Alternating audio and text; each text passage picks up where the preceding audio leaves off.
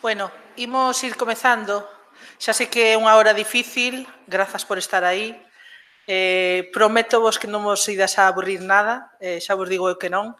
Marina, temos aquí unha persoa superpotente falando. Xa comentábamos antes, a millor hora esta, as 4:30, porque Marina xa vos digo que os vai a despertar se vos dá a somnolencia. Bueno, para que non a coñeza, aínda que é bastante coñecida, Marina Echevarría Sáenz, doutora en Dereito e profesora acreditada á cátedra do Departamento de Dereito Mercantil, Dereito de Traballo Internacional Privado da Universidade de Valladolid. É autora e coordinadora de 5 libros e máis de 30... Sí, vai ser curto, de verdade que sí. Publicacións científicas. Como activista polos dereitos LGTBI e asesora de diversas organizacións LGTBI, coordinadora da área trans da Fundación Triángulo durante 6 anos, membro experta no grupo de traballo do Ministerio de Sanidade para a elaboración do protocolo Atención á Transexualidade, participou activamente na redacción de boa parte das leis adoptadas ou proxectadas en materia de igualdade de identidade de xénero e non discriminación en España, participou na lei española, podo estar hasta mañá, de cambio de sexo registral do ano 2007, termino. E tamén ten colaborado en varias leyes autonómicas LGTBI que se tiñan aprobado pola xeografía española. Podía estar, de verdade, moito tempo, pero non vos quero aburrir máis. Vou facer unha pequeniña introdución para un pouco para contextualizar a cuestión e despois xa vos deixo aquí con Marina, non?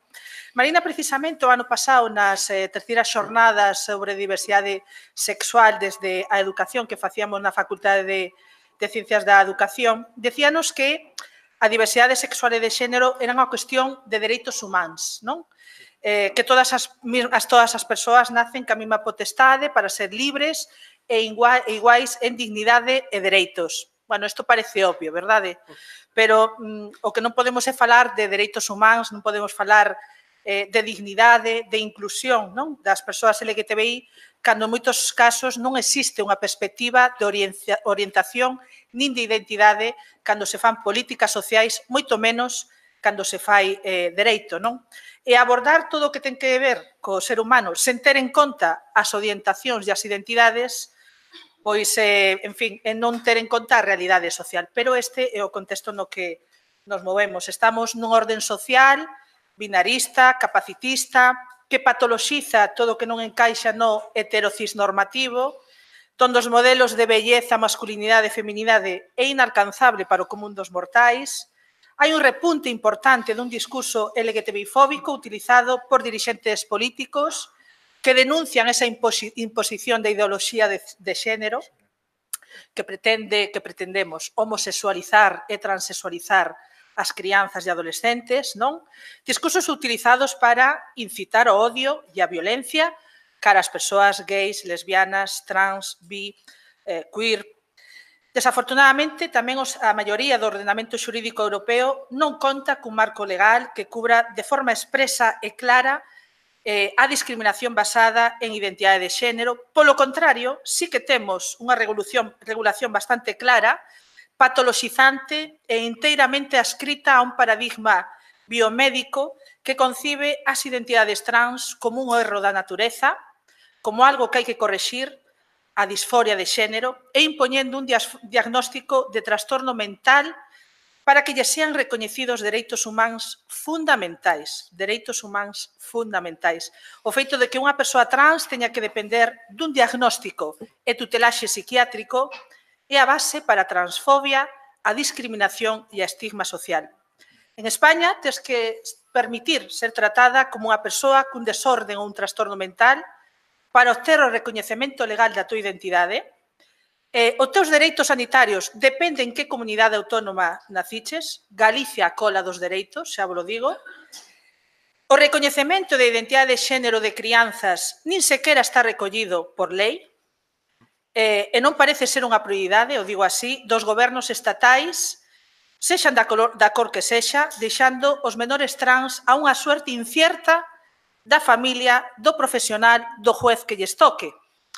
Parecese que os dereitos humanos, os dereitos das crianzas, fora unha cuestión arbitraria. Agora mesmo hai unha lei registrada no Parlamento Español, unha lei transestatal, con medidas que se supón van a paliar esta situación, de novo veremos a altura de miras e a importancia que o goberno entrante lle vai a dar aos dereitos fundamentais, repito, das persoas trans. Dereitos que a cualquier outra persoa non se lle debate nin se lles cuestiona. Tamén temos cada vez, vou a rematar xa, esta nova xeración de crianzas e adolescentes trans que máis en número e máis tempranamente, falamos de 4 ou 5 anos, algo nombrei pola mañá, pois se rebelan contra as súas propias familias, entorno, contra a forma en que son educadas e reivindican unha identidade diferente á asignada no momento de nacer. Cada vez máis crianzas e adolescentes exixen poder tomar as súas propias decisións sobre como vivir libremente a identidade sentida, o que entendemos por autodeterminación de xénero. Piden, por tanto, ser liberadas de patróns ríxidos de como han de ser e presentarse ao mundo para poder exercer o seu dereito a ser. Realidades sociales, como vemos, que non poden esperar máis. Ben, pois tendo en conta toda esta exposición, lanzo unhas preguntas e despois Marina terá ben ou non respostar, non? Marina, os avances legislativos en materia de diversidade sexual e de xénero van armonizados con todos estes cambios e avances sociais? Por que é tan difícil recoñecer na práctica a autodeterminación de xénero das persoas trans, sobre todo cando falamos de crianzas? Que hai detrás destas resistencias? Que hai detrás desas resistencias, sobre todo por parte do dereito, para deixar de despatologizar as identidades trans? Como encaixan as persoas non binarias en fin, neste dereito actual tan binarista, non? E cales son os retos de futuro? Aí vai, nada menos. Vale, muy bien. Adiante logo. ¿Se me oye? ¿Sí? Bien, no domino la lengua de Rosalía, lo siento mucho, así que tendré que hablar en castellano rancio, por más que sea vasca. Y lo primero y obligado es dar las gracias a la organización de estas jornadas, Carme, Celia, por traerme aquí, y más teniendo en cuenta que esto es el Concello da Cultura Galega, que no deja de ser pues, también tomar al asalto, ¿no?, de alguna manera los salones institucionales y los salones de tradición. Y a mí, pues como persona trans, me encanta ir ocupando esos espacios para poder dar un mensaje solamente por el hecho de estar aquí, ¿no?, el de que tenemos una voz y de que tenemos derecho a ser escuchadas. Voy a intentar contestar a esas preguntas y alguna más y generar alguna duda más seguramente a través de un pequeño estudio diacrónico sobre lo que ha sido la relación entre las personas con identidad de género, con diversidad sexual por identidad de género y el derecho. De dónde venimos y cómo hemos llegado y sobre todo en qué encrucijada estamos en el contexto español, qué vamos a hacer con nuestras vidas y con nuestra legislación, ¿no? Para mí, como bien ha dicho Cristina, esta es una lucha de muchos aspectos, fundamentalmente cultural, pero en mi caso, como soy jurista, pues es una lucha por los derechos humanos, ¿no? Y yo os lo voy a ir contando un poco pues, a lo largo de esta exposición. ¿Y por dónde empezamos? Pues, ¿por qué no empezamos por la prehistoria, ¿no?, por cuando nos hacemos humanos? Para mí hay tres cosas que nos definen como seres humanos, ¿no? El momento en el que nos sentamos en una hoguera a contarnos historias, el momento en el que, como demuestra ese cráneo que está en el Museo de la Evolución de Burgos, a una persona que no es capaz de ganarse la vida, que no es capaz ni de comer sin ayuda, decidimos no abandonarla y conseguimos sostenerla entre el clan, ¿no? Es decir, porque hemos creado el concepto de solidaridad, el de que no quede nadie atrás. Y la tercera es el hecho de que en un momento dado el clan genera sus normas. Genera sus normas de convivencia que poco a poco van dando lugar a esa idea de la ley, ¿no? Y fíjense, o sea, nosotros en algún momento pastábamos felices por las praderas, recolectábamos cosas y parece que en aquel momento éramos diversos e inclusivos, por lo que nos está diciendo los estudios de prehistoria. Esa es una foto de un enterramiento de hace 45.000 años aproximadamente, cerca de Praga, 20 kilómetros, y es el enterramiento que nos dice que en esa sociedad se empieza a enterrar a los hombres en una postura, a las mujeres en otra, a las mujeres con un ajuar propio de mujeres y a los hombres con un ajuar propio de hombres, y ese es el esqueleto de alguien que su configuración ósea nos dice que era hombre, pero su posición de enterramiento y su ajuar nos dice que vivió como mujer. Es una de las primeras señales de que ya en aquella época pues, nosotras estábamos, ¿no? No nos llamarían transexuales, obviamente. Habría que ver cómo integraban este fenómeno culturalmente o religiosamente, pero la diversidad ya se manifestaba entonces, igual que también en aquella caverna que está cerca de Lascaux, en la que tenemos pinturas en las que se ven pues, escenas de sodomía, de sexo con independencia del género de las personas que lo tienen, que de alguna manera nos demuestra pues, que nuestros clanes primigenios probablemente eran de culto a la fertilidad y a la maternidad, que el hombre de las cavernas probablemente era la mujer de las cavernas. Ahora ya sabemos que la mayor parte de esas pinturas están hechas por mujeres, por estudios antropométricos y por otros rasgos, y que nos han vendido una idea de nuestra historia y de nuestra solidaridad como clanes, como configuración de humanidad que probablemente es muy falsa. Claro, porque luego vino la historia, ¿no? Después de la prehistoria vino la historia, vino esas culturas guerreras, pastoriles, que dominaban los metales, que se impusieron por la guerra y que crearon un orden patrilineal, ¿no? Claro, hasta ese momento, durante decenas, centenas de miles de años, lo único cierto era la madre. O sea, y no tenían una idea quizás demasiado clara, ¿no? de cómo funcionaba todo, pero bueno, la madre era cierta siempre. Los cultos eran de la fertilidad y de la maternidad. Y de repente alguien decide hacer un orden de primacía patriarcal. O sea, en el que el hombre, para poder asegurar su descendencia y su línea genética, tiene que controlar el comportamiento sexual de la mujer y tiene que restringir las conductas sexuales que van en contra de sus intereses económico, poder patriarcal. Aquí empieza a torcerse la cosa. Aquí es donde de repente la diversidad es vista como un peligro, es vista como un desorden. El sexo no reproductivo de repente no cuadra en este tipo de sociedades que además mayormente son monoteístas, ¿no? Y que evidentemente todo lo que representa la diversidad de dioses, la diversidad de conductas, la diversidad sexual, lo empiezan a ver como un peligro. Todavía arrastramos ese sentimiento que esas culturas guerreras, patriarcales, pastoriles, monoteístas, han dejado como impronta en la sociedad occidental. Ese es el problema que varios miles de años después todavía arrastramos, ¿no?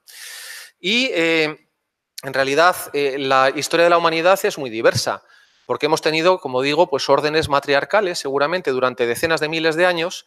Hemos tenido efectivamente y seguimos teniendo culturas patriarcales como la que vivimos, y hemos tenido sociedades que dividían el género en 3, en 4 o en 5, ¿no?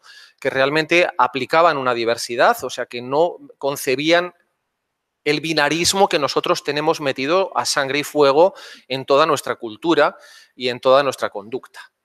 Y parece que nos olvidamos muchas veces, ¿no? de que efectivamente hay otros modelos de patrón social normativo. Las culturas patriarcales, por muy patriarcales que fueran, han convivido también con la identidad de género. En la muy católica Europa, se produjo ese maridaje entre las transexuales y el teatro, ¿no? Claro, yo no tenía derecho a ir vestida de mujer por ahí, pero sin embargo, si me declaraba artista, como las mujeres no podían interpretar los papeles femeninos, pues tenía una justificación de por qué llevaba un vestidito. Y mientras no me pillaran en ningún acto de sodomía, pues resulta que, contemporizaba el sistema conmigo, ¿no? Es decir, hemos estado ahí siempre debajo de la historia y contemporizando o buscando algún mecanismo de equilibrio que nos permitiera existir. En estas llegamos al nacimiento de los derechos civiles. Esa es la plaza de la República de París, ¿no? Liberté, égalité, fraternité. Dignidad, trabajo, libertad, o sea, todos los lemas que están en esa estatua. El nacimiento de los derechos del ciudadano como derecho universal. Bueno, si nos hubiéramos creído lo que dijimos en 1789, ya estaba. Y sin embargo, pues fijaros, estamos en 2019 y todavía no hemos solucionado este tema. Cuando dijeron lo de los derechos del hombre, iba en serio, no eran los derechos de la mujer. Olimpia de Gouges se le ocurrió decir, oye, la mujer también, y terminó en la guillotina. Cuando decían los derechos del hombre, en realidad decían los derechos del hombre que tenía una renta, ¿no? Porque no era el sufragio universal. Y desde luego toda la diversidad sexual, ¿dónde estaba en este proceso? Pues en galeras o en las cárceles. Nosotros éramos criminales. Que quede claro, es decir, a lo largo de todo el proceso que va de la Edad Media a la Edad Moderna, pasamos de lo que era pecado a que el Estado asume la penalización religiosa y la convierte en delito. Cuando llega el siglo XIX, nosotros somos criminales. O sea, aquí una criminal que en aquel momento pues, podría haber sido metida en cualquier cárcel.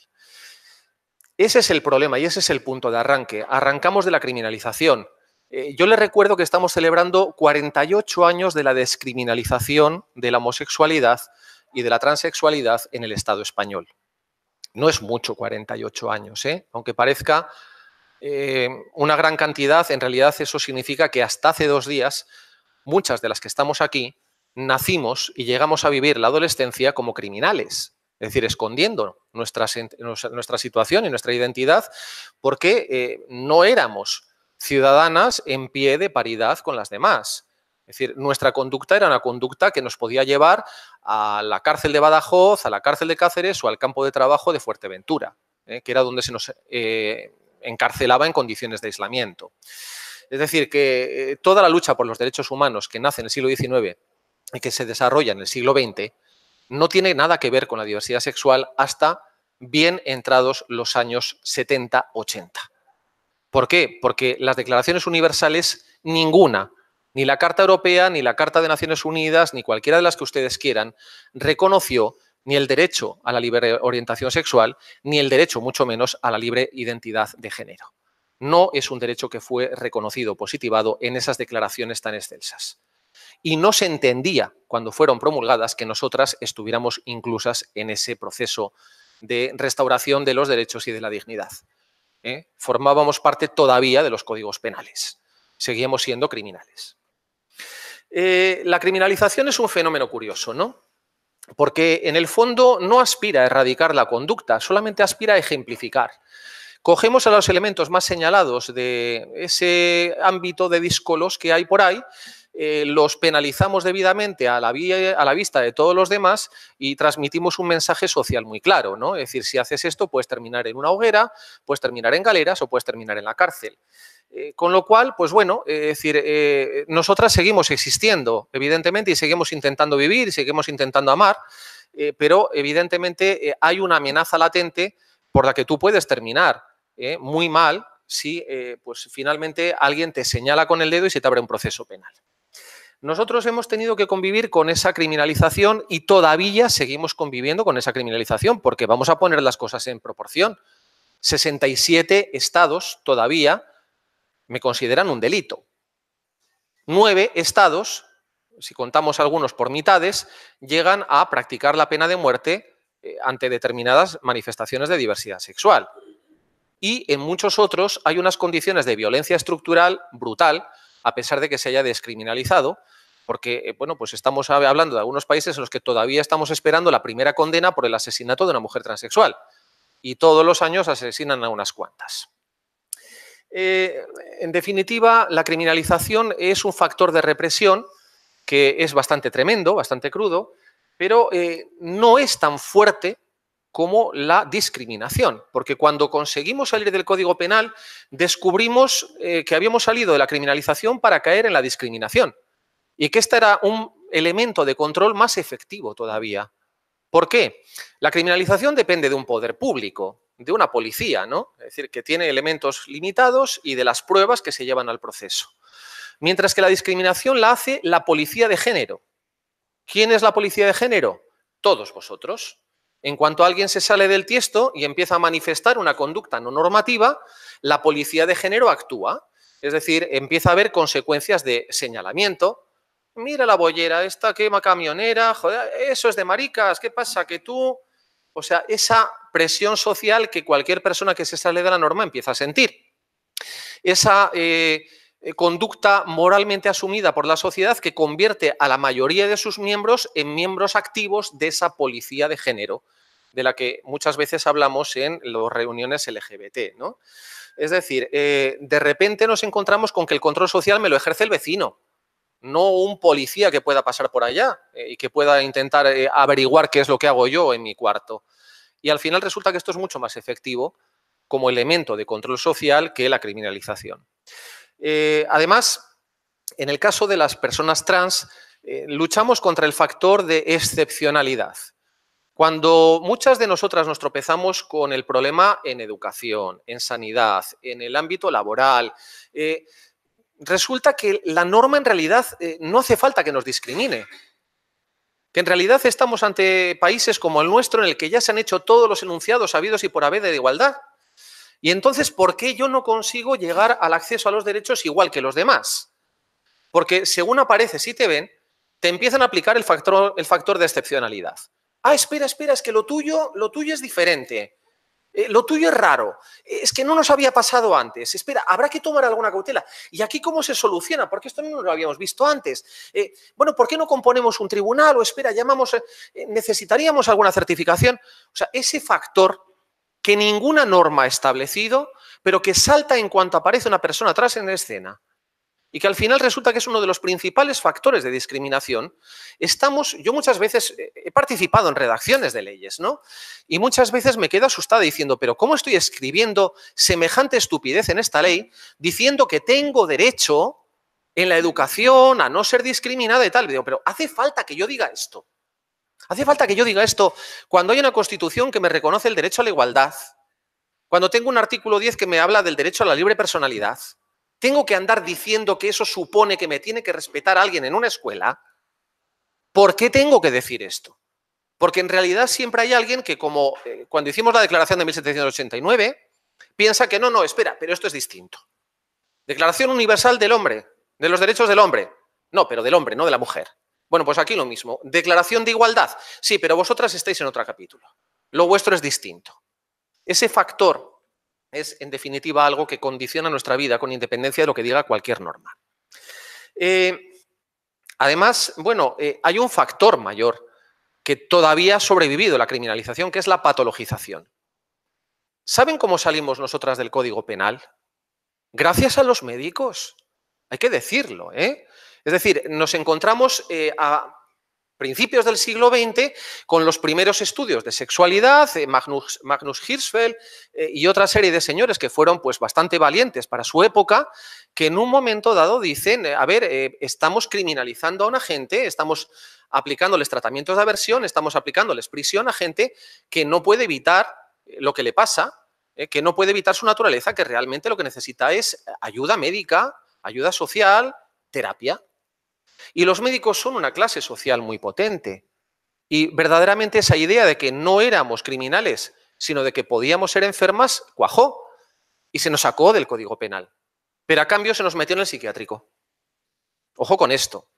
Es decir, pasamos de ser criminales de Código Penal a ser pacientes de los psiquiatras y de los médicos, que de repente se convierten en árbitros de nuestra identidad. Que de repente nos dicen si somos lo suficientemente correctas como mujeres o como hombres. Que de repente nos dicen que hay un patrón de masculinidad o de feminidad que tenemos que cumplir. Que de repente nos dicen que tenemos un itinerario médico porque hay gente que lo demanda, pero que ellos quieren normativizar. A ver, los médicos nos hicieron grandes favores. Claro que había mucha gente trans que quería armonizar su cuerpo con su sentimiento íntimo de género. Claro que había muchas personas transexuales que querían esa hormonación para adaptar una evolución de su cuerpo a su género sentido. Pero lo cierto es que también esto da lugar al patrón puro y correcto de la persona transexual frente a las personas que no tienen esa necesidad y que se quedan en el medio. O sea, de repente, de todo un espectro del blanco al negro con centenares de matices de grises, volvemos del blanco al negro. O sea, a la pureza, a la normatividad que se ajusta al binarismo que la sociedad siente como correcto. De alguna manera, además, toda la experiencia cultural de otros países la arrollamos por el colonialismo, porque teníamos como ejemplo las sociedades del tercer género, pero es que las invadimos y las colonizamos a todas. Recuerdan ustedes, ¿no? Y allá imponemos nuestros códigos penales, y allá imponemos nuestros patrones culturales, y lo seguimos haciendo. Ahora mismo en la India, por ejemplo, hay un conflicto entre la concepción moderna de la transexualidad de tipo occidental con las culturas tradicionales de tercer género. O sea, hay un borrado de las identidades culturales de otros países y de otras culturas que nos podían haber servido como referente. Somos eurocentristas, somos, no sé, de patrón occidental y pensamos que es lo mejor del mundo y hemos ido arrasando allá por donde hemos pasado, imponiendo este modelo cultural y este modelo de legislación. Con lo cual, bueno, pues es muy curioso porque el patrón médico, a ver si lo tengo por aquí, sí, el patrón médico es un patrón que aparece para defender a los médicos. A ver, si un médico me ayudaba a mí operándome antes del año 82, estaba cometiendo un delito de castración. Si un médico me ayudaba a mí a hormonarme y a adquirir una identidad femenina, la familia de mi entorno le podía demandar por lo que me estaba haciendo, porque me estaba ayudando a perdurar o a incidir más en una locura. Al final, cuando aparecen los patrones de diagnóstico, son patrones de diagnóstico en los cuales los médicos están buscando seguridad jurídica para ellos, ante todo. Los protocolos de Harry Benjamin lo que estaban intentando es justificar que yo estoy ayudando a un paciente y que por eso usted no me puede demandar a mí. En los manuales de diagnóstico del MS2, 3, 4, los que tenemos hasta ahora, son una auténtica estafa, con perdón. Porque yo, que los he sufrido, en un momento dado dije, bueno, pues habrá aquí una serie de sesudos estudios médicos, habrá aquí una justificación de por qué yo encajo o no encajo en este diagnóstico. A mí cuando me intentaron hacer el diagnóstico del DMS3 me dijeron, usted no es mujer, usted no es transexual porque no me encaja totalmente en el diagnóstico. Y el psiquiatra que me estaba diciendo esto, que era un argentino lúcido, dijo, y che, fíjate vos, y para mí que este diagnóstico me va a resultar que es una mierda. Y efectivamente, ¿no? Es decir, ya cuando a una le pican con estas cosas, se pone a mirar y lo primero que hace es leer el protocolo de presentación de ese diagnóstico y digo, a ver, ¿qué base científica tiene esto? Y la respuesta es ninguna. No había ningún estudio de campo, no había ningún análisis estadístico, no había ningún análisis clínico previo a ese diagnóstico. Esto se lo inventaron 3 señores en una sala con una máquina de escribir a gritos y el que más gritó consiguió sacar el patrón del diagnóstico. Y ese patrón de diagnóstico se convirtió de repente en el patrón de adjudicación de mis derechos civiles. O sea, es que de repente me dijeron que si yo no cumplía con el diagnóstico, yo no podía aspirar a una documentación como mujer, no podía aspirar a los derechos que me corresponden conforme a mi género y no podía aspirar a hacer una vida normalizada en derecho. Tenía que pasarme el resto de mi vida con un aspecto y con una forma de vida que no cuadra con mi documentación o tenía que admitir que soy una trastornada porque a unos señores se les ocurrió un diagnóstico en una habitación de un resort mientras hacían un congresito, resort en el que pidieron que hubiera capilla porque también tenían que ir a rezar. Entonces, lo siento mucho. ¿Hemos avanzado en esto? Bueno, pues relativamente. Ahora me dicen que en el documento de diagnóstico de la OMS voy a pasar de ser trastornada a ser incongruente. Ya os contaré lo que es ser incongruente porque esto entra en vigor dentro de un año. A mí lo que me parece incongruente es esta sociedad. O sea, que verdaderamente no sabe qué hacer con la diversidad porque no sabe practicar un poco de flexibilidad mental. Pero todo esto condiciona nuestras vidas. Condiciona nuestro día a día y además es que ha condicionado nuestra Carta de Derechos. La ley que tenemos actual de 2007 todavía me exige un diagnóstico y me exige que yo lleve un documento al registro civil en el que diga que soy trastornada mental, porque si no, no me cambian los papeles. La muy santa y pura Europa, la cuna de los derechos. Es que en la mayoría de Europa, perdonar, pero todavía no tenemos igualdad civil. Estamos viviendo restricciones en el derecho de familia. Estamos viviendo restricciones en el derecho de adopción y de filiación. Estamos viviendo que se nos exige, por ejemplo, la castración o la esterilidad como condición previa para el cambio de sexo registral. Estamos viviendo condiciones de discriminación laboral. Lo siento mucho, o sea, pero es que seremos de lo mejorcito que hay en el planeta Tierra, pero no hemos llegado ni de lejos a una igualdad jurídica, ni siquiera social. ¿Existe un derecho a la identidad? Hombre, para mí lo tengo claro, pero como cuestión jurídica, ¿no? Pues si tenemos las cartas de derechos universales, oye, ¿qué queréis que os diga? Desarrollo del derecho a la libre, o sea, el libre desarrollo de la personalidad. Bueno, pues tendré derecho a desarrollar mi personalidad según la siento, ¿no? Derecho a la igualdad. Tendré derecho a ser tratada en términos iguales, en paridad a los demás, con independencia de mis circunstancias personales. O sea, a nadie se le ocurre ya andar diciendo, defendiendo públicamente, salvo a 4 locos del Ku Klux Klan, que por ser negro tienes que tener menos derechos. Sin embargo, a mucha gente se le ocurre justificar diferente trato jurídico cuando una persona es trans. Tenemos, en definitiva, un montón de declaraciones excelsas de igualdad y luego nos vamos a una institución noble como el Tribunal Europeo de Derechos Humanos que hasta ahora ha evitado pronunciarse sobre esto. Llevamos del orden de unas 12 sentencias sobre transexualidad en el Tribunal Europeo de Derechos Humanos. En todas se dice que no se nos puede discriminar. Gracias. En ninguna se ha querido afirmar que tenemos derecho a la identidad. Se ha evitado esto diciendo este es un tema polémico, hay falta de evidencia científica, todavía esto es muy controvertido. No me las discrimine usted, pero no reconoce el derecho a la identidad y por eso mismo tenemos el problema que tenemos con los menores. Porque si tenemos derecho a la identidad lo tenemos desde que somos pequeños. Esto también es doctrina del Tribunal Europeo de Derechos Humanos. Pero claro, si no nos pronunciamos sobre este tema, cada país ya verá cómo lo resuelve, nos ponemos de costado.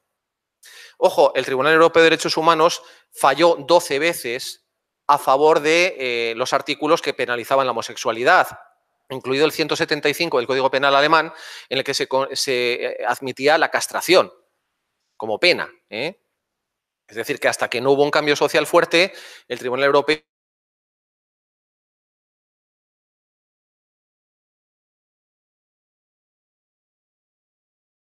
La Constitución española, pues también es muy clara en el reconocimiento de derechos, y es que habría poco más, ¿no?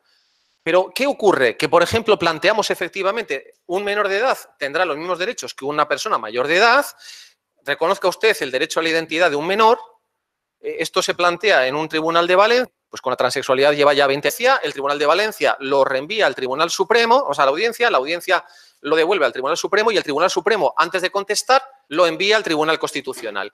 Llevamos, ¿cuánto? 2 años y medio, 3, esperando que el Constitucional se pronuncie. El Constitucional está esperando a ver si alguien lo soluciona por ley. Se está poniendo de costado como se pone de costado el Tribunal Europeo de Derechos Humanos porque no quiere resolver este tema. Aquí, lo siento mucho, pero se ve la debilidad del sistema jurídico frente a el sistema de patrón social normativo que los jueces tienen muy interiorizado. Porque, lo siento mucho, se le ha pedido a usted que conteste a una cuestión jurídica y ya es la tercera vez que cogen esa carpeta y la ponen debajo del montón. No quieren responder. Están esperando a ver si esto como problema político desaparece en el Congreso. A nivel internacional, creo que deberíamos darnos cuenta de que somos una isla. Nos estamos convirtiendo en un faro en un mar oscuro. Porque hemos conseguido efectivamente todas esas declaraciones excelsas de derechos humanos, pero también tenemos a la gente que está trabajando en contra, y ojo que esta gente es seria, O sea, tenemos la resolución de la ONU que reconoció el derecho a la igualdad y a la no discriminación por diversidad sexual. Pero a continuación, y a bote pronto, apareció la resolución de la ONU sobre valores tradicionales, promovida por Rusia, que viene a decir que esto de los derechos humanos se condiciona en cada país según su tradición. Claro, entonces es normal que en Arabia Saudí las mujeres no conduzcan porque su tradición. Luego vino la resolución de familia y valores familiares, promovida por los países árabes precisamente, en la que se defendía ese sistema binarista de familia, papá, mamá y los 25 hijos. O papá, las 4 mujeres y los 25 hijos. Pero desde luego un sistema patriarcal cerrado de familia. Luego tenemos todo lo que está pasando en Estados Unidos, cuna de las libertades y cuna de la lucha LGBT, donde resulta que el Tribunal Supremo de repente me dice que hay derecho a la libertad de objeción de conciencia religiosa. Conflicto. 2 hombres gays van a casarse, le encargan un pastel de boda a un pastelero, el pastelero se niega porque son gays y él no colabora en una cosa como una boda gay. Entonces los pasteleros le denuncian por discriminación. El Estado de Colorado entiende que efectivamente le han sido discriminados. Él recurre al Tribunal Supremo y el Tribunal Supremo dice, ha habido discriminación. Cierto, han discriminado al pobre pastelero en sus sentimientos religiosos. Pobre hombre, han desconocido su libertad de conciencia religiosa, obligándole a tener que tratar con esta gente que para ellos son un referente inmoral. Y dicha esta sentencia, ya tenemos 2 estados que han sacado una norma que regula la libertad de objeción de conciencia religiosa.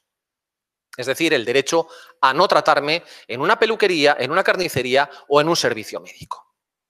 Por otro lado, antes de esto estaban las leyes de váteres, las leyes de acceso a las instalaciones comunitarias o las leyes de exposición indecente que empezaron en Carolina.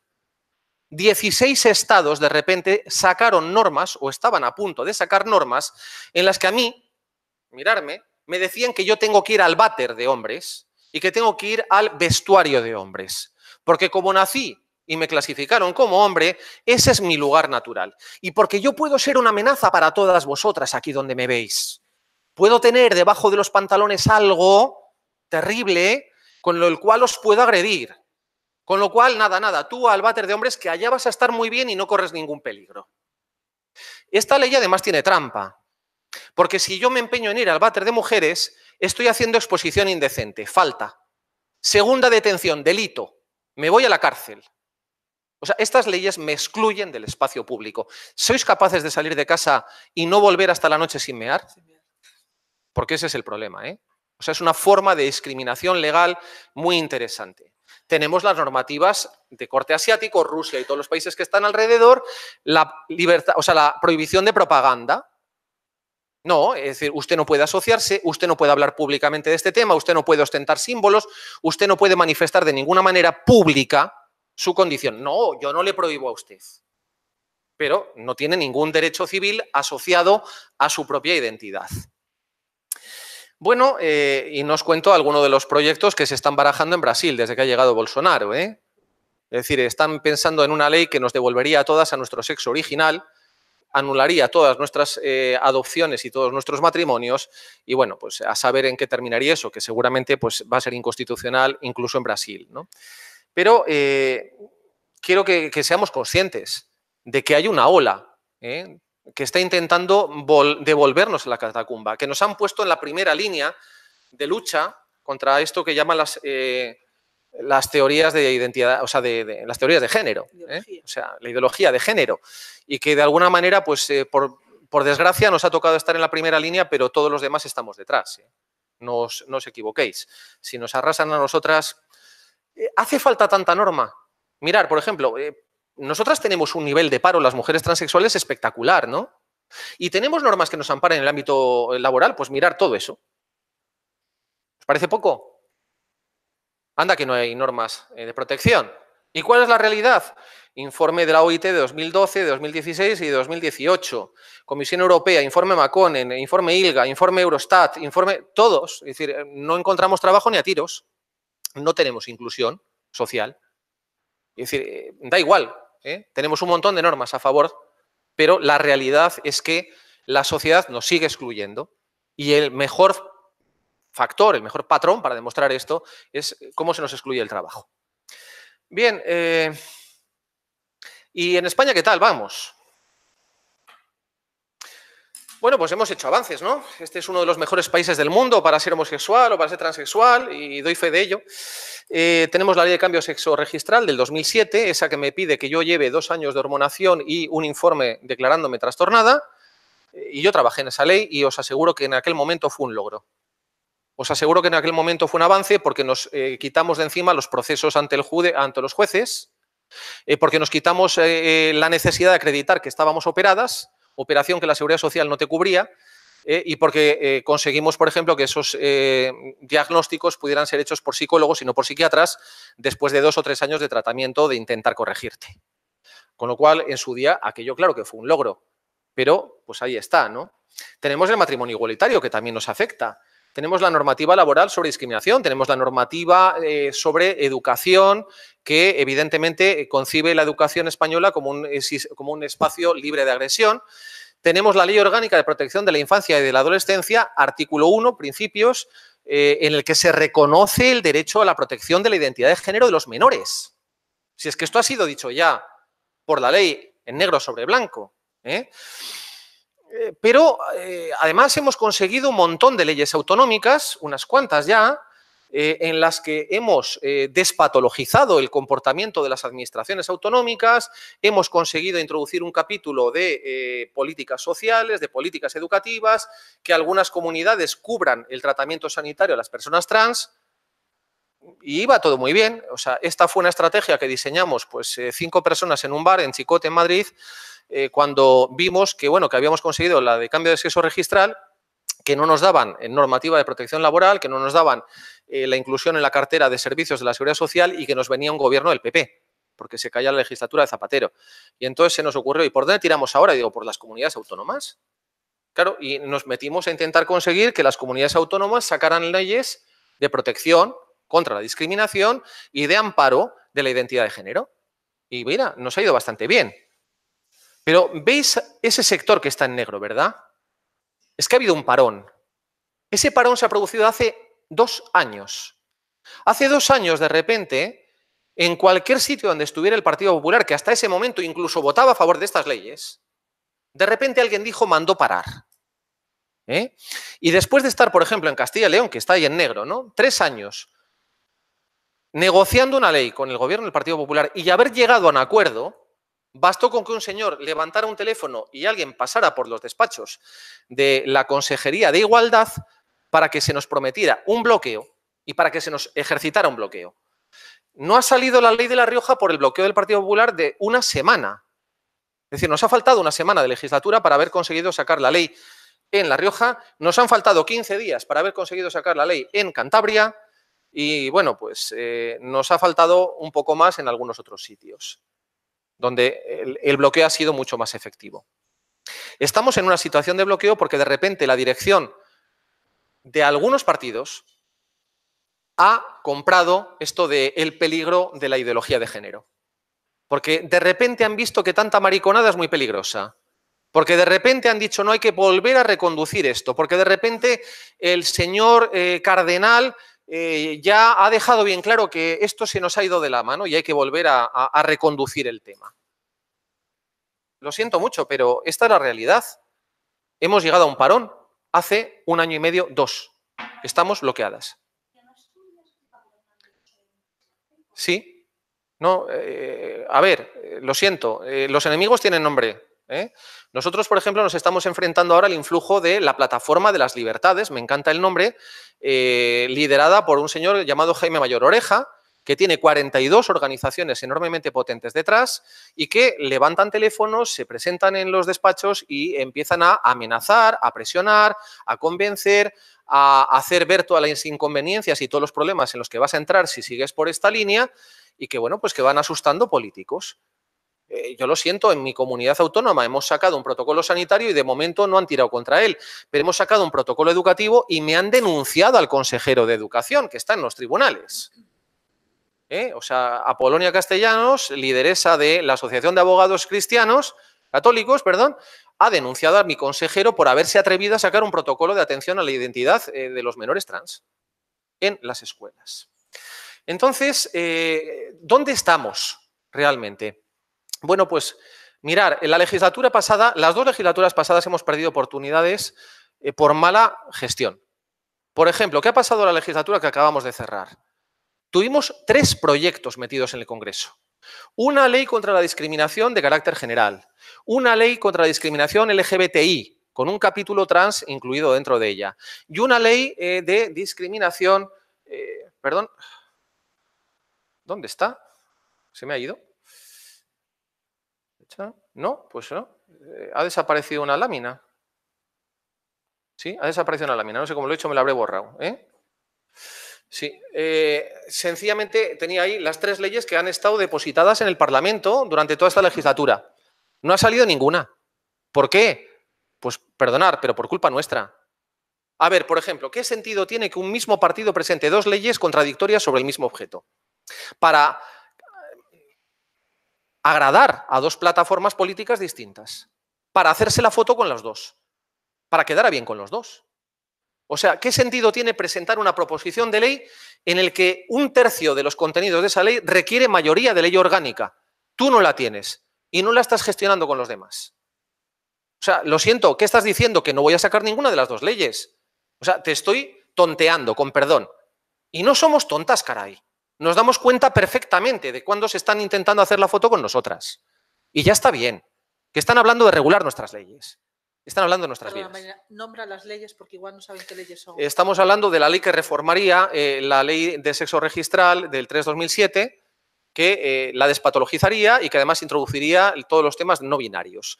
Estamos hablando de una ley contra la discriminación por motivos de orientación sexual e identidad de género, que pues era un capítulo general contra la discriminación por orientación de sexo, por identidad de género y que además tenía un montón de capítulos de inclusión laboral, social, cultural, deportiva, bueno, en fin, era un panorama completo de todos los servicios del Estado.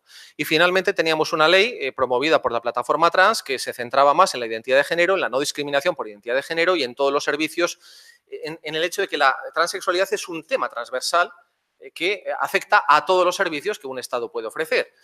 En fin, ninguna de las tres ha salido. Porque cuando salieron los informes de la ponencia había ahí un montón de trabajo pendiente, porque se hicieron por acumulación, se copiaron las leyes que algunas habíamos redactado para un entorno autonómico, corta, copia, pega. Y esto es un entorno estatal, las competencias son distintas, tendrás que ver quién es competente de qué cosa, tendrás que ver qué mayorías necesitas para aprobar esa ley, no se puede hacer propuestas con esta ligereza. Así que, mea culpa, el movimiento LGBT ha fracasado la legislatura pasada. Ahora que tenemos, la semana pasada estaba con la secretaria de Estado que lleva los temas de igualdad. Volvemos a la carga con el intento de sacar 3 leyes. Esta vez con el amparo del Gobierno, promovidas por el propio Gobierno, lo que allana bastante el proceso legislativo, dicho sea de paso. Intentaríamos sacar una ley general contra la discriminación. Vale, perfecto. Todos somos susceptibles de ser discriminados. Todos, vosotros todos también. Mañana podéis estar enfermos y os discriminan. Mañana os volvéis gordos y os discriminan. Mañana estáis viejos y os discriminan. Así que una ley general contra la discriminación, perfecto. Y una ley general contra la discriminación LGBTI. Y yo digo, ¿para qué? Si hacemos una ley contra la discriminación bien, mete todos los temas LGBTI en esa ley general y ya basta, ¿no? O sea, lo siento, y eso que tiro piedras contra mi propio tejado, pero no lo veo. Si regulamos bien la discriminación, ¿qué sentido tiene regularla en 2 leyes distintas que pueden dar un resultado asimétrico? Pero bueno, en fin, vale, supongamos que efectivamente quedan muchos aspectos de política de protección LGBT que no son propiamente un tema de discriminación y que justifican una ley, no hay problema. Y una tercera ley que iría por la vertiente de identidad de género. Bueno, ya nos habrían quitado todos los aspectos de discriminación en las 2 anteriores, nos centraríamos efectivamente en cómo insertamos la identidad de género en un sistema profundamente binario. Y por aquí voy a terminar, porque yo creo que me estoy pasando ya, y voy a dejar un poco sobre la mesa el tema que me ha preguntado Cristina de ¿y cómo integramos todo esto del no binarismo? Pues fijaros, en la ley de reforma de la 3/2007 me pidieron a última hora, ¿qué tal si nos sugieres alguna forma de integrar a la gente no binaria? Y digo, pues hay como varias opciones, ¿no? Pero al final el PSOE se autoenmendó la propuesta de ley y hizo una propuesta que era poner la casilla en blanco. Entonces, en el registro civil español tendríamos que tú tienes sexo masculino, sexo femenino o no declaras ni lo uno ni lo otro. Y aquí entrarían los fenómenos de intersexualidad, la gente que todavía no hemos sabido qué género tiene definido y ya lo veremos más adelante, de momento la dejamos en una casilla neutra, todos aquellos que piensan que el Estado no tiene que husmear en nuestra bragueta y que no tengo por qué andar declarando mi género, irían a esa tercera casilla. Hasta aquí perfecto, qué bonito, ¿verdad? ¿Y cómo cambiaría el mundo? Ni os lo imagináis. Ahora iros a cualquier buscador de leyes, español, Aranzadi, Lexnet, el que queráis, y teclear género y pedir a ver cuántas normas salen. Os lo digo yo, salen varios miles de normas de diferente graduación que contemplan el género en su contenido. 146 tratados internacionales, por poner un ejemplo. 40 y tantas leyes orgánicas. Y todas de configuración binaria hombre-mujer. Han estado a punto de aprobar, por 15 días no se ha aprobado, la mayor revolución legislativa de este país, que habría sido introducir esa tercera casilla. Porque de repente un mundo en blanco y negro, en hombre y mujer, se iba a volver un mundo con diversidad. E íbamos a tener que ir aplicando todas las normas sobre ese nuevo patrón. ¿De qué hablo?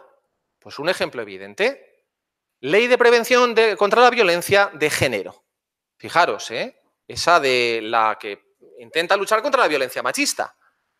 Y ahora yo os pregunto, si yo estoy en la casilla número 3, la de no declaro, ¿puedo ser sujeto activo de la ley de violencia de género? Es decir, ¿puedo ser agresora de violencia de género? ¿O estoy fuera?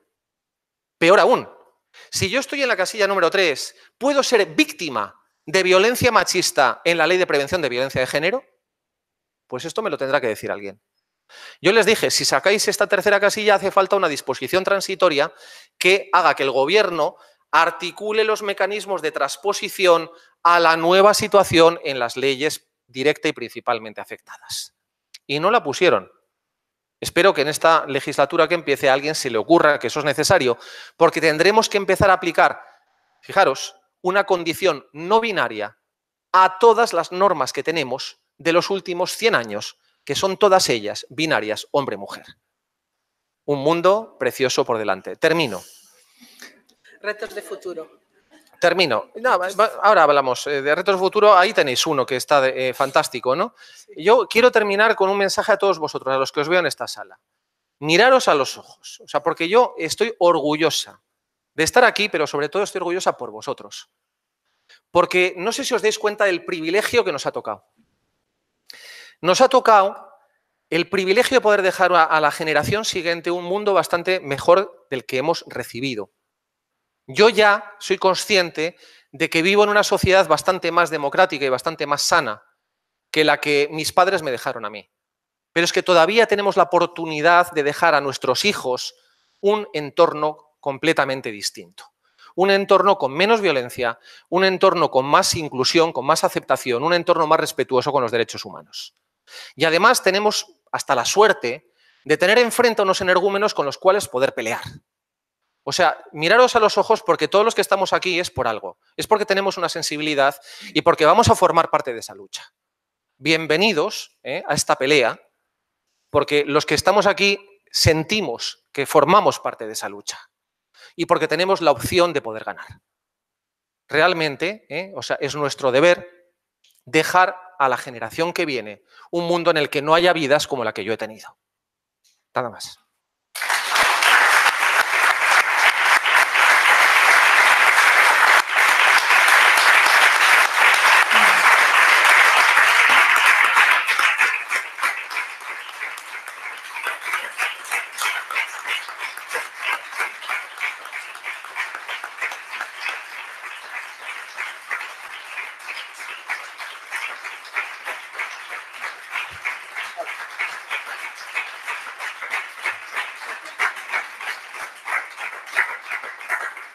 Decía ao principio que non os iba a deixar indiferentes.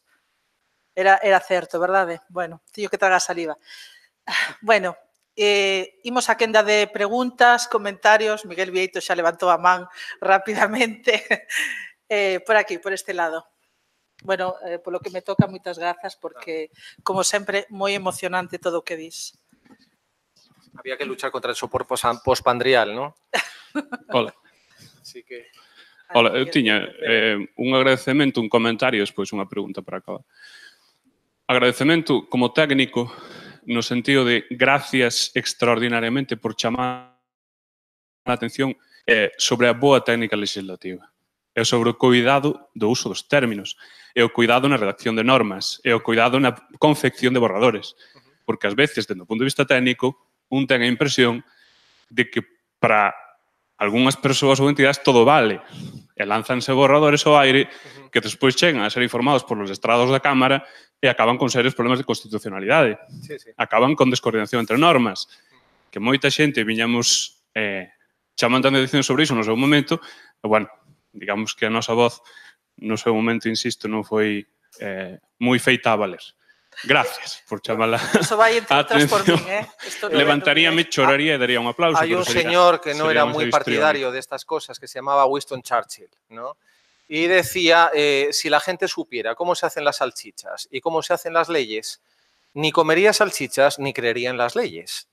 Y es que es verdad, es decir, la gente no entiende lo que hay detrás de un proceso de ley, ¿no? Incluso en las facultades de Derecho, la ley más desconocida es la llamada ley de gobierno, que explica cómo los gobiernos hacen proposiciones de ley. No se la sabe nadie, no se explica en ninguna facultad. Claro, en realidad las leyes, y yo he participado en la elaboración de unas cuantas, pues primero alguien con criterio técnico hace una propuesta, ¿no? Y luego de repente llega el señor que quiere sus 5 minutos de gloria, el que quiere dejar la huella personal, el que pega 4 berridos porque si no aparece el término que considera que tiene que estar, o sea, ya no le vale nada de todo el proyecto. El que de repente, espera, esta parte es muy complicada, pues la quitamos. O sea, y al final, o sea, es muy difícil, pero créanme, enormemente difícil que haya un sistema coherente en una ley. A mí me parece milagroso algunas leyes. Y me parece milagroso que algunas de las que yo he participado y he redactado, bueno, pues muchísimo o prácticamente todo, hayan salvado efectivamente todos los escollos de legalidad y hayamos conseguido que sean constitucionales, porque no ha sido fácil, os lo puedo jurar. Y encima, cuanto menos sabe la gente, más sabe de derecho. Os dais cuenta que en este país todo el mundo sabe de medicina y de derecho, ¿verdad? Ahora sí que me voy a levantar y voy a chorar directamente. Estoy emocionado en este momento. Entonces, es muy difícil, Sí, muy difícil. Vamos a hacer unha pregunta, non? Ademais do comentario. Sí, en segundo lugar, un comentario e é só un comentario de contexto que ti chamabas a atención sobre que estar en Europa e concretamente estar en España bueno, podía ser tomado, entre aspas, como unha sorte. E sí que é certo, chamando a atención sobre o comentario concreto de que dun tempo a esta parte, sobre todo xurisprudencialmente, e eso é moi importante en dereito, que o recoñecemento de dereitos non veña por vía legislativa, senón xurisprudencial, sentencia Garçon do 2017, entre outras do Tribunal Europeo de Dereitos Humanos, a situación ten certa evolución positiva, ou certa inercia positiva, en términos xerais, non vou entrar no caso concreto, non? Pero ese sería o meu comentario, sobre todo constatando con algúns compañeiros e compañeiras de outros países europeos recientemente nun congreso, sí que se vía, quero dicir, gracias a Deus de estar en España, quero dicir, porque as situacións que comentaban compañeras de Italia ou de Rusia ou incluso parcialmente en Irlanda, Hungría, bueno, moi preocupantes. Estonia, Letonia. Sí. Estamos hablando de la Unión Europea. Sobre todo países do leste, non? Grecia. E a pregunta sería sobre o proceso de eleccións autonómicas que temos o ano que ven aquí na Galiza. Claro, intentouse hai un tempo colocar unha nova norma autonómica galega en materia de identidade de xénero. O proceso non foi frutífero. Sí, o eufemismo tamén o dominamos en dereito, como non. Querería preguntarche a ti se existe ou se dada a túa experiencia en trámite ou traballo de proxectos con gobernos populares, sobre todo, se hai algunha maneira bueno, de facer fructífero un proceso legislativo de cara ao Partido Popular, sobre todo cando o Partido Popular aquí en Galicia ten a conciencia ou a consciencia ou a inconsciencia de creer que o seu proxecto foi pionero, que é la hostia bendita e que aquí non fai falta probar nada porque xa o temos. Sí. Bueno, por partes, ¿no? Es decir, lo que está pasando, efectivamente, este país es de los buenos. Sí, claro, nos falta mucho, pero no tenemos el grado de violencia que tenemos en otros sitios. Con independencia de lo que diga la ley, yo siempre digo lo mismo. ¿Cuándo tengo yo derecho a pasear por el parque? Cuando me voy al parque y vuelvo a casa sin que me haya pasado nada. Es decir, los derechos se pueden enunciar, pero hasta que no se pueden ejercer, no existen. Con lo cual, da igual cuántos enunciados hacemos de derechos si luego no se pueden llevar a cabo. Eso es lo primero, ¿no? Entonces, en los países en los que, con independencia de lo que diga la ley, hay una violencia estructural y una situación de calle en la que no tenemos derecho a existir, pues la ley puede hacer mucho, evidentemente, porque es un instrumento de acción social, pero no tenemos derechos. Se nos priva de facto del ejercicio de los derechos, que es lo que al final significa que los tengo o no los tengo. En ese sentido, así como estamos avanzando a nivel europeo en los contenidos formales de la ley, estamos retrocediendo en la ejecución de los derechos a nivel social. Porque lo que está pasando es que hay un endurecimiento social enorme. Y en ese sentido somos una isla, porque aquí todavía no estamos viviendo situaciones de violencia, pero ya la mitad de Europa, lo que me llega de mis compañeras, vamos, es tremebundo, O sea, en Italia nos cogen el viernes por la noche, nos llevan a un centro de desinfección por si tenemos alguna enfermedad infectocontagiosa y nos sueltan el domingo por la mañana, para que no estemos el fin de semana por la calle y no se nos vea. O sea, en algunas ciudades controladas por la Liga Norte, por ejemplo. Entonces, este tipo de cuestiones, ojo, que hay retrocesos, ¿no? Y dos, lo de negociar con gobiernos del Partido Popular es curioso, porque ellos no se ven a sí mismos y no quieren verse a sí mismos, por supuesto, como unos trogloditas, contrarios a los derechos humanos. Y es más, hay mucha gente dentro de esos partidos que aspira a un modelo de derecha europea reconocible, y por lo tanto no necesariamente vinculado a los integrismos religiosos, ¿no? Al integrismo católico. Y con esa gente te entiendes con relativa facilidad y puedes llegar a negociaciones. Y además con los técnicos de sus gobiernos es muy fácil llegar a acuerdos. Esa es la realidad. El problema está en la dirección política. A medida que vas subiendo la escala, te tropezabas con gente más mayor y con gente más vinculada a ese sector enormemente integrista y conservador. Y ahí es donde tropezabas, ¿no? Y efectivamente ya el diálogo no era tan fructífero, como has dicho tú. Y ahora, curiosamente, viene una especie de renovador joven que está resucitando a todas las momias de la época anterior y que está endureciendo la postura en este tema, ¿no? Es decir, o sea, pues no sé si a esto le llaman renovación, más bien es una vuelta al déjà vu. Bien, sí se puede negociar con ellos, hay que hacerlo en todo caso porque son nuestros gobiernos y vivimos bajo su potestad y lo siento mucho, tenemos derechos como ciudadanos y los tenemos que reivindicar. Y hay que sencillamente señalar que ninguna ley es pluscuamperfecta y que todas envejecen. Que una ley que ya tiene 10 años de antigüedad largos, pues evidentemente ya ha dado de sí lo que tenía que dar y necesita una revisión. No le ofrezcas una derogación formal, dile que no, que es un proceso de transformación, de adaptación, de lo que sea, por aquello de que tu obra pluscuamperfecta perdura, pero evidentemente hay que plantear que, bueno, pues que las leyes se agotan y que las situaciones cambian, o sea, es decir, nos está superando la sociedad a marchas forzadas a todos los del mundo jurídico, a todos los del sistema educativo, porque de repente en las escuelas hay un montón de chavales de 12 años que ya tienen esto absolutamente interiorizado y lo que no entienden es que dentro de 2 días salen a la calle y la ley no les va a amparar lo que ya tienen interiorizado. O sea, en la clase de mi hija, que tiene 13 años, fulano, sí, pero ese es transgénero, ¿no? Y la otra, pero no, esa es bisexual. O sea, y lo asumen con una naturalidad tremenda, ¿no? O sea, ¿y qué pasa? Pues que ellos ya han dado ese paso. Pero la sociedad no y la ley todavía no. O sea, hay un desfase, ¿no? Entonces hay que enseñarles claramente que o vamos adaptándonos al ritmo de la sociedad o vamos a tener problemas. Solo mini repregunta. Daquela pensas que sería estratégicamente máis viable plantear unha modificación normativa que unha nova norma? Hombre, yo tendría que conocer a las personas implicadas. Y entonces te haría mi forma de abordar el tema. O sea, me ha tocado abordar contextos muy distintos.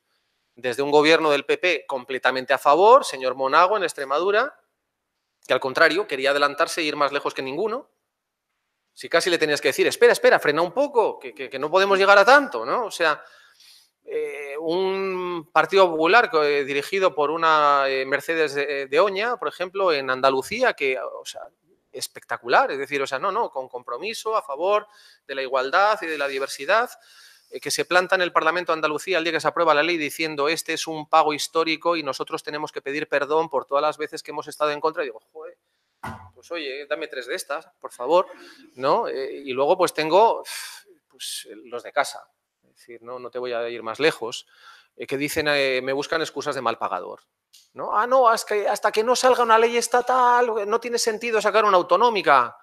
Perdona, pero tú tienes tus competencias y el Estado tiene las suyas. ¿Qué me estás diciendo? ¿No? Es decir, una excusa de mal pagador y una excusa para alguien estúpido, ¿no? Es decir, que no se lo sabe. Y no, lo siento, no somos tontas. O sea, ¿quiénes tienes de frente? Hay que hacer una evaluación. Xa sabemos ben quen temos de frente. Pues ahí está. Non sei se hai máis preguntas por aí. Comentarios. Aquí. Beatriz. Sí, no tema legislativo é bastante complicado e en legislación trans pois máis complicado porque bueno, pois unha ten que fiarse das asociacións trans, non? Pero o problema, ou polo menos esa foi a sensación que tiven eu cando se presentaron estas leis ou cando se discutiu destas leis e non seguín o procedimento pé da letra, pero eu creo recordar que entre as propias asociacións trans non había acordo. Claro. E eu nin sequera sei cal era o desacordo. Entón, o mellor primeiro son as propias asociacións trans as que teñen que traballar entre elas, digo eu, non sei. No, a ver, yo he estado metida en esta guerra. Quiero decir que he sido vicepresidenta de una organización, o sea, y he tenido un área trans detrás, o sea, y he formado parte de esta pelea. Y si buscas por ahí encontrarás a gente que me pone a caldo y que, bueno, que dice barbaridades de mí. O sea, bien, evidentemente digo que somos mea culpa, es decir, que tenemos un problema de gestión. Porque aquí yo estoy harta de oír aquello de, a ver si sacamos la ley para el 28J y así. Digo, pero ¿qué puñetas con el 28J y con la manifestación del Día del Orgullo? Meteros la foto del 28J por no os digo dónde.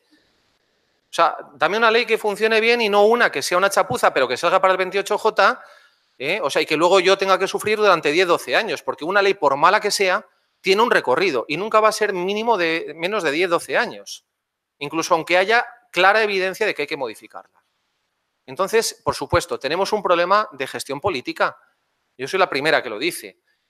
No necesariamente tenemos la mejor dirección posible, pero es que es normal, porque date cuenta que estamos hablando de un colectivo ultra minoritario, en el que toda la generación adulta ha sido víctima de exclusión del sistema educativo, en el que además pues tenemos una proliferación de personalidades floridas, me incluyo, abrumadora, y eso no hace fácil el entendimiento, en el que además es verdad que hay diferencias de concepción ideológica, pero tiene que haber unos mínimos sobre los que estamos todas de acuerdo, hay una serie de líneas rojas sobre las que estamos todas de acuerdo y hay una necesidad de madurez y de entendimiento que es imperativa.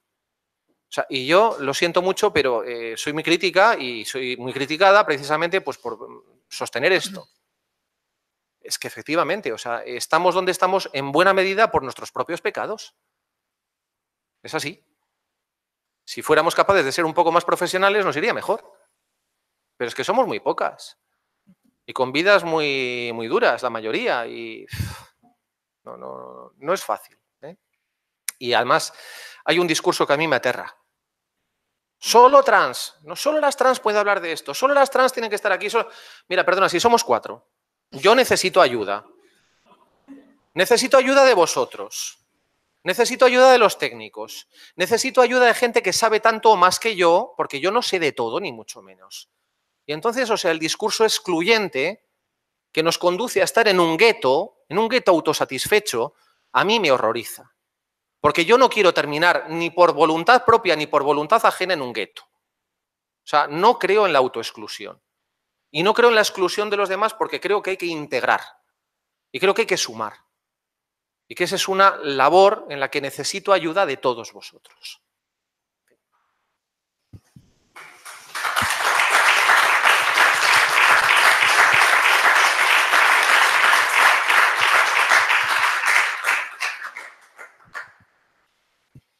Como sempre, é un placer escoitarte, Marina. Eu teño moitísimas dúbidas, comparto esa pasión por legislar. Bueno, como me tocou, además, a sorte de para ben ou para mal, legislar e estar en moitos espazos que dices vales máis polo que calas que polo que podes contar en público, ¿no? E sabemos como se fan as leis, como se fan as enmendas, como, solamente se graban as sesiones plenarias e de comisión, se graban as trámite de ponencia, seguramente que nadie as creería, ¿no? Nos cortábamos las venas. Sí, mejor deixar as longas e así non temos que pero é certo, a mí me entran moitas dúbidas e sempre as tiven, hai que recoñecelas, ¿no? Incluso nos momentos que tiña o papel de ter que legislar de unha lei, aínda que sexa así, venga, para adelante, pois que salga. Mellor que vaya facendo o camiño a que non saia. Eu non o sei, esa é a miña postura. Eu non o teño claro, sabes? E me entran moitas dúbidas ao respecto por ese pragmatismo cando estás en ese trámite de como sacamos adiante, polo menos, o papel, escuto moito aquí con Celia, que dice, tú confías moito no dereito, e confío, de ese papel a veces tamén pedagóxico que ten que as leis con deficiencias vayan saindo, sabendo o as horas que hai detrás, ¿no? Porque as horas que hai detrás, porque algunhas leis que cando as ves dices, bueno, pero detrás hai moitas horas de convencer, de estrategias múltiples, de chamar por teléfono, de venga, vamos. Digo, ahora, diante dos retos, ¿no? Que eu tamén creo que unha lei simplemente é un trampolín, ten que haber outra seguinte e que a sociedade como vai por diante, pois en 10, 15 anos, o conseguido non nos pode impedir avanzar. Digo, cal é o reto? É dicir, sí que me preocupa que exista unha lei de discriminación e unha lei de discriminación LGTBIQ, ainda que queramos visibilizar, pero ao final dices, claro, pero vamos facendo subgrupos de tal forma que ocurre? Es decir, e aparte unha lei diferente trans ou de identidade ou como quera que se chame, e logo non podería estar en unha lei marco de discriminación. Non o sei. Como ves ti? Que crees que sería estratégicamente máis favorable tamén por aunar criterios e pular dunha forma, digamos, todas e todos No, Te lo cuento sobre un ejemplo, la ley del 2007, la de cambio de sexo registral. Nosotras estuvimos zumbando en redes y discutiendo durante 1 año y medio, 2, como poco, antes de lanzarnos a intentar conseguir esa ley de cambio de sexo registral, y había 2 posturas muy claras. La de las organizaciones de Madrid, que eran posibilistas, es decir, vamos a conseguir lo que podamos, y las de Cataluña, que eran puras, ¿no? Y entonces lo querían todo o no querían nada. Y toda persona que está en activismo se ve antes o después en esta tesitura, ¿no? ¿Qué eres? ¿Posibilista y vas ocupando cada espacio que puedes? ¿O te mueres de pureza y eso sí, te quedas muy satisfecha porque no te manchas las manos y tienes derecho a irte a un bar, a tomarte unas cervezas con los amigos y poner a caldo a todos los demás?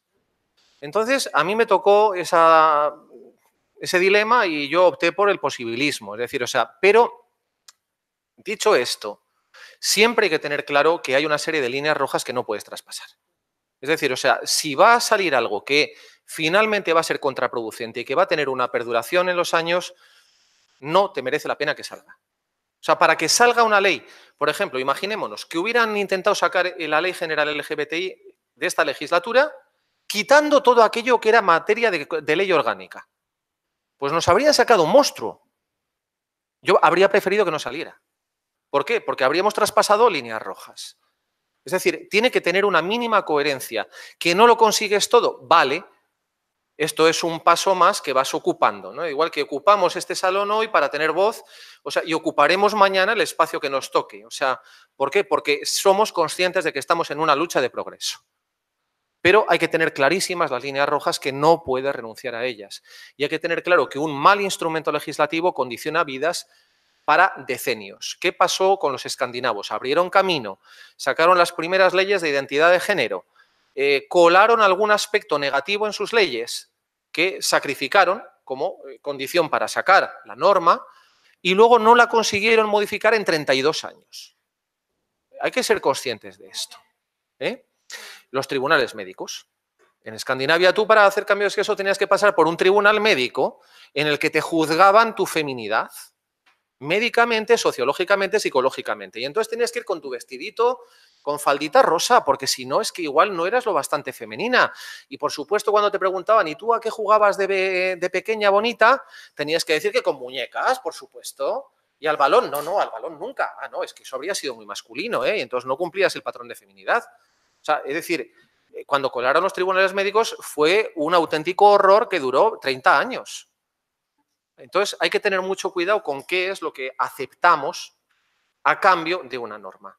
No vale cualquier cosa. Tengamos muy claro lo que es irrenunciable. Marina, esto que acabas de contar sigue pasando en consultas de salud mental con menores. Quiero decir, si tú eres una niña trans, para ser una niña trans tienes que cumplir con unos patrones de feminidad. Quiero decir, no hay que irse para allá. Esto sigue pasando aún ahora, hasta el punto de que saben lo que tienen que decir. Un ejemplo de lo peligroso... Para ser niñas. Sí. Para ser niñas o niños. Esto sigue pasando. Un ejemplo de lo peligroso que es dejarte algo atrás. En la Ley 3/2007, algunas propusimos que se regulara la situación de los menores. Yo propuse que se regulara la situación de los menores. Era consciente de que no podíamos hacerlo por procedimiento administrativo, porque con la mentalidad que había en aquella época no colaba ni por asomo, pero dijimos, vale, a toda la gente adulta por procedimiento administrativo y a las menores y menores trans por un procedimiento judicial. Que los padres que ven que necesitan atender a su menor puedan ir a un juzgado, presentar las pruebas y conseguir el cambio. Bueno, no hubo un partido, bueno, sí uno, Isaura Navarro, Izquierda Unida, la única que se retrató, y Esquerra Republicana de Cataluña, que estaba dispuesta a correr el riesgo. La responsable del PSOE, doña Carmen Montón, dijo, ni hablar. ¿Os imagináis los titulares que vamos a tener en el mundo? Perversión de menores y tal. Lo siento, no era el momento y nos dejamos esto. Yo salí llorando del Congreso. Porque de repente digo, vale, vamos a dar una solución a una generación que lleva 20 años esperando. Pero es que nos dejamos atrás otra. Y esto antes de 10 años no llega al Tribunal Supremo. ¿Y cuánto hemos tardado? 10 años y medio en llegar al Tribunal Supremo. ¿Y qué ha pasado? Que lo ha mandado al Tribunal Constitucional. Ya llevamos 13 años y no lo hemos solucionado. Es muy peligroso dejarse algo atrás, que constituya una línea roja. Luego cuesta años revertir la situación.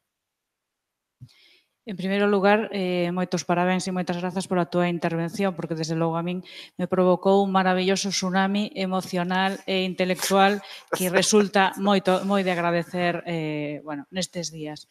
E en segundo lugar, xa que Carme abriu o melón da nosa polémica respecto do papel e a función que cumpre o dereito, unha pregunta. Se nós temos un artigo 14 na Constitución española que, aparte do sexo, inclúe calquera outra condición persoal ou social, creo lembrar, que é unha cláusula bastante importante.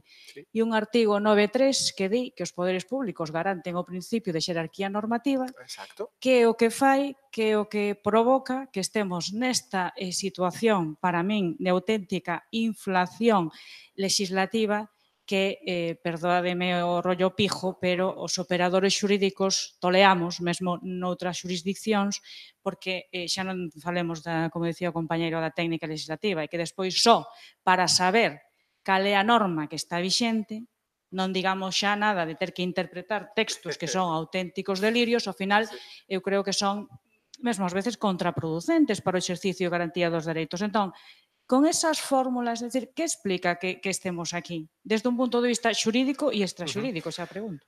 Lo he dicho, es decir, si creo que, vamos, lo he dejado clarito. Es decir, vamos a ver, claro que tenemos una Constitución que ya da un mandato claro de igualdad y de desarrollo de la personalidad. Claro que tenemos una jurisprudencia del Tribunal Europeo de Derechos Humanos, del Tribunal Supremo Español y del Tribunal Constitucional que dice que los menores y los mayores tienen los mismos derechos adaptados a su edad, pero nada más. Y claro que lo he dicho, que yo muchas veces estaba redactando borradores de ley y digo, pero ¿por qué estoy escribiendo esta estupidez? ¿Cómo puede ser necesario que tenga que decir esto cuando ya sí es evidente, ¿no? que tengo que tener este derecho, aunque no lo diga esta norma? Pero, insisto, es que está el principio de excepcionalidad al que mencionaba al principio. No, sí está clarísimo, pero la gente que tiene que aplicarlo tiene clarísimo que en mi caso es distinto.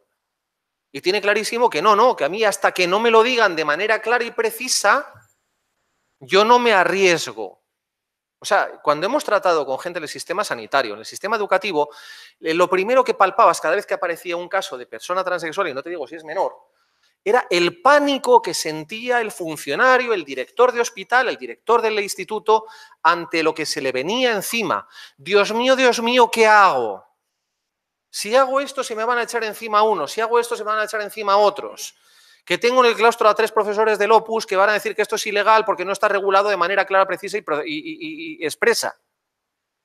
Ese sentimiento de excepcionalidad es el que hace que al final tengamos que estar sacando una proliferación de normas que eran absolutamente innecesarias si la sociedad hubiera asimilado la igualdad. Y ese es el problema. Estamos ante una sociedad que ha asimilado perfectamente el prejuicio. No hay más. O sea, el día que erradiquemos el prejuicio no necesitaremos sacar ni una norma más. Pero como lo tenemos que ir siguiendo dando seguridad a la profesora del instituto que tiene miedo de qué hago si de repente le reconozco la identidad de género al menor. Y fíjate, es que, vale, no te vale la Constitución, Ley Orgánica de Protección de la Infancia y de la Adolescencia. Usted tiene que reconocer el derecho a la identidad de los menores trans. Ya está, lo hemos dicho más claro todavía. ¿Te vale? Pues no. Hasta que no salga un protocolo educativo en la comunidad autónoma, no sé cómo hacerlo. ¿Por qué? Pues por miedo.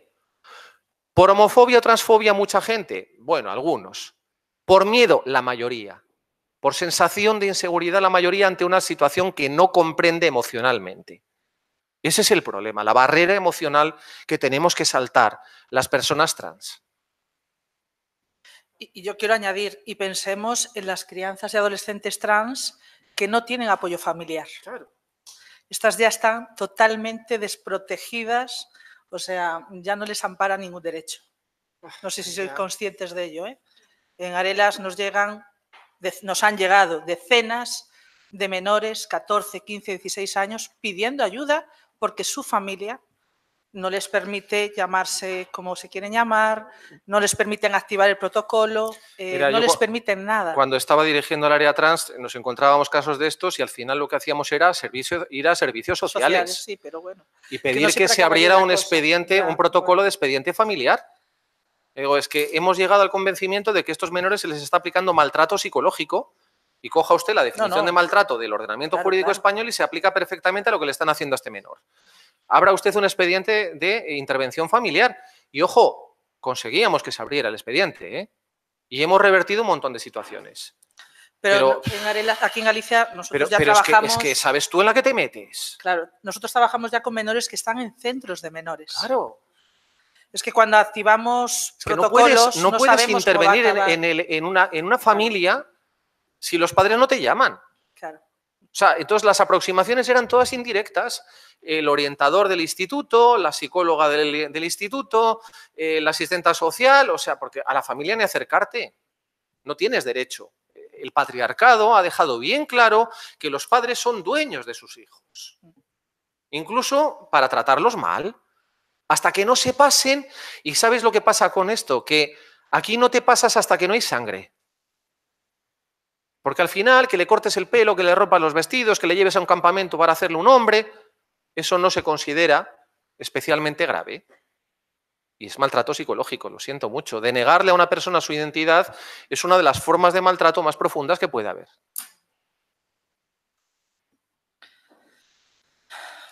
Sí, sí. En Arelas lo tenemos clarísimo. Pero también tengo que decir que, en fin, es algo que estamos negociando también, se puede decir así, ¿eh? Sí, no, que esto sea considerada una violencia, esto se tiene que negociar. Bueno, en algunas leyes autonómicas lo hemos colado. Ya. La de Madrid y tal, ya lo puse directamente, o sea, es decir, se intervendrá en todos aquellos casos que constituyan maltrato psicológico. Es decir, o la denegación de identidad a lo menos se entenderá como una forma de maltrato. Por si alguien tenía dudas, ¿eh? Pero hay jueces y fiscales que esto tienen muchas dudas de que sea un tipo de maltrato. Esto es una no, o sea, no dudas, lo niegan que esto sea maltrato. Tienen resistencia, que es distinto. Sí, sí. Yo quería preguntar, obviamente España en los últimos años, las manifestaciones del 8M han sido un poco la gran envidia mundial de la participación ciudadana en temas de reconocimiento de los derechos de la mujer. Es una manifestación social que todavía no tiene el eco político que debería estar teniendo de ninguna manera, en parte porque el movimiento feminista está igualmente fracturado como el movimiento trans. O sea, se ha hecho una crítica que se les puede hacer de vuelta, pero de exactamente la misma manera, ¿no? La pregunta es, ya un poco a nivel, ¿cómo lo veis vosotros? Pues yo, por ejemplo, veo que Canarias estableció una de las primeras UATS, Unidades de Atención a los Transexuales de España, tiene un protocolo de los más progresistas, siendo una de las, bueno, dentro de lo que cabe, en relación con Galicia, que se abrió hace nada, sí. Claro, hablo un poco desde la perspectiva local, ¿no? Y, sin embargo, es una comunidad culturalmente muchísimo más machista que la nuestra, por ejemplo, ¿no? No, bueno, los estereotipos de género en Canarias son notables, ¿eh? Es como pasearte por Venezuela, pero sí. La pregunta es si vosotras pensáis que realmente vuestros derechos, por lo menos en España o en otros países de Europa donde se han tomado o adoptado políticas que por fin estén confiriendo los derechos que se deben tener, van o no de la mano del feminismo. Bueno, yo milito en el movimiento feminista, quiero decirte que me considero parte del movimiento feminista. Hay un pequeño núcleo del movimiento feminista que considera que yo no tendría que estar ahí, pero la mayoría entiendo que sí. Y me siento amparada por mis hermanas, ¿no? O sea, y bueno, pues a veces molesta por la agresividad de algunas que entienden que estamos de sobra. Pero creo que es una anécdota, ¿no? Y que creo que también forma parte de esta lucha por la defensa del binarismo, que a fin de cuentas pues también se infiltra en movimientos amplios como puede ser el feminismo. Creo que es una lucha paralela porque sencillamente tanto el movimiento LGBT como el movimiento feminista han identificado el problema. El problema se llama estructura de arquetipos patriarcales, ¿no? Es decir, o sea, hemos visto su esquema de pensamiento, hemos visto su esquema social y hemos identificado que el problema es ese. Hemos estado peleando por logros parciales durante un montón de tiempo y eso ha estado muy bien, porque nos ha permitido articularnos, ¿no? Y entonces hemos luchado por la rebaja de las condiciones, o sea, por la mejora de las condiciones laborales de la mujer. Y después hemos peleado por el aborto. Y después hemos peleado por el acceso a los puestos de dirección. Y ahora por romper el techo de cristal y la desigualdad salarial. Y todos esos logros y todas esas peleas concretas están muy bien, pero esta lucha no se acaba hasta que no pongamos en la diana al auténtico enemigo, que es la estructura normativa patriarcal. O sea, y entonces ahí coincidimos los dos movimientos clarísimamente. Hemos identificado el monstruo que articula todas las peleas que estamos llevando por separado. Con lo cual es una necesidad el trabajo conjunto y es un hermanaje bueno, que es que no tiene sentido que no exista, porque peleamos contra el mismo problema, las violencias machistas, contra los arquetipos, contra los micromachismos, contra todo lo que supone esa sociedad patriarcal. Ya hemos visto esto y ya hemos inoculado en la sociedad el virus que lleva a pelear contra todo esto. Es decir, hay un efecto expansivo. Y yo creo que por eso estamos destinadas a triunfar. Lo que no significa que, yo se lo decía en una jornada feminista de Zaragoza hace un año a las compañeras, ¿no? Y digo, a ver, no seamos ingenuas. Vamos a suscitar una oleada a la contra, ahora viene el efecto péndulo y nos van a pegar, pero vamos, o sea, en toda la cabeza, y ya está viniendo, no lo estamos viendo. Es decir, como de repente se va a poner otra vez en cuestión cosas que llevábamos ya superadas y discutidas hace 25 o 30 años. ¿Por qué? Pues porque no podíamos esperar que no hubiera una resistencia. Más cuando los que tenemos de frente defendiendo el sistema tienen millones de presupuesto, decenas y centenares de organizaciones, presencia en todas las ciudades, inserción en todas las estructuras de Estado y de mando, inserción en el poder económico, medios de prensa. Si pensábamos que esto iba a ser un paseo militar es que somos tontas y no lo somos. No, esta pelea va a ser dura y acaba de empezar. Claro que ha sido un campanazo el 8M. Claro que de repente les hemos comido la agenda política a todos los partidos y les hemos cogido con el paso cambiado. No estaba en sus prioridades, no estaba en su agenda. Era de esas cosas que dice, ahora no toca, ya llegará, bonita. Y de repente se lo hemos puesto en primera línea. ¿Ha sido incómodo para ellos? Sí. ¿Hay muchos muy progresistas que se sienten muy cuestionados? Sí. Pero no nos engañemos, esta pelea acaba de empezar y va a ser dura. Vamos, o sea, aquí va a haber cuchilladas salvajes. Por eso yo os digo, o sea, miraros a los ojos que estamos en el bando, Estamos en el bando que tiene razones, que tiene corazón y que tiene que triunfar por el bien de la humanidad. O sea, ¿no? Estamos frente al lado oscuro de la fuerza, pues ánimo chicos, ánimo chicas, reclutar a más gente porque esta pelea acaba de empezar. No se acaba nunca. Bueno, encantaríanos seguir escoitando a Marina, pero Sí, temos ya. que dar Vamos. paso a seguinte mesa. Gracias.